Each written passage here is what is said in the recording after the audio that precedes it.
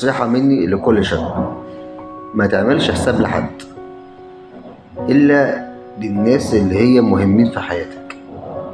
ما تقولش مثلا ده هيزعل أو ده هيزعل، ما لكش دعوة. اللي يزعل يزعل واللي يتفلق يتفلق، واللي انت شايفه صح اعمله، والهدف اللي انت عايز توصله خليك وراه لحد ما توصله، وفكك من اي حد.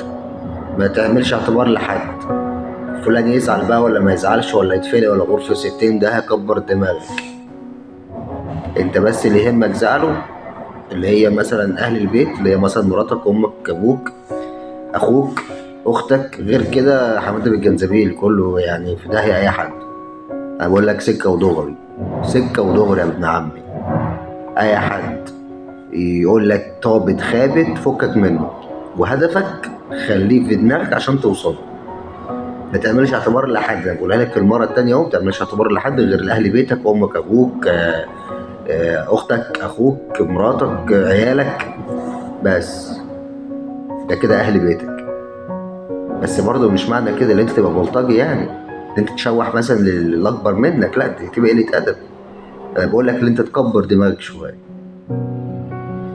ما تعملش مثلا، انا بقول لك ما تعملش اعتبار ان انت مثلا تشوح للاكبر منك، لا يعني انت مثلا حد اكبر منك هانك، انت تكبر دماغك، ما تردش عليه اصلا، ولا تحط في دماغك، ولا تزعل نفسك اساسا خالص، ولا اكنك شفته اصلا. ده ليه دلوقتي؟ عشان في ناس كتير قوي بتزعل لما حد بيشتمهم، او حد مثلا ما يعرفش بيعمل ايه، او حد مثلا بيهينه، أو يكونوا مثلا راجل اكبر منك في السن فانت ما بتعرفش ترد عليه، فتفضل متنكد طول اليوم. لا لا لا لا، كبر دماغك. والناس اللي بتتكلم عليك من وراك خليهم يا حبيبي يتكلموا، دول ناس فاضيه. دول ناس فاضيه يا حبيبي. كبر دماغك، اللي يتكلم يتكلم واللي يقول يقول. انت ما تشغلش دماغك بحد، انت خليك في نفسك وبس. الناس اللي بتتكلم من وراك دي خليهم يتكلموا يعني.